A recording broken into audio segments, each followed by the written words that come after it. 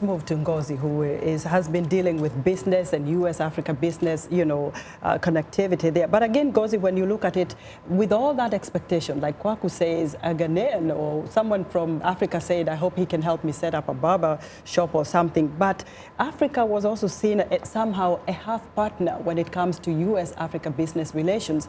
As opposed to being an equal partner, what is your take on that when you look at how his presidency has engaged with the continent? I would actually say that he has elevated the U.S.-Africa discourse. Africa is a very complex continent.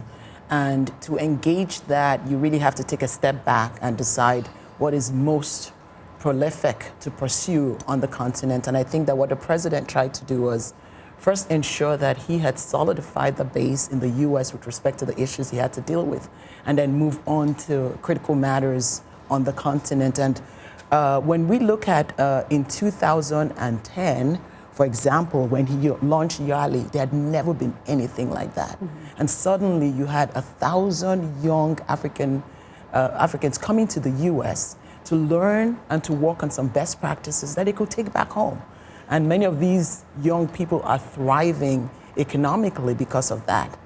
And I just want to say something also, something I think that is extremely unprecedented was the 2014 U.S.-Africa Leadership Summit. It took a lot to plan that and to execute that and get 50 African heads of state to come out here to discuss business ideals and business opportunities that led to almost a $14 billion enablement with the U.S.-Africa Business Forum, which is something that's continuing. So I think Africa is complex. And I think Obama there was a lot of expectations on him, but I actually think that he brought dignity to the engagement, making Africa more of a trade partner than a partner that most people would look at in terms of aid. Ngozi,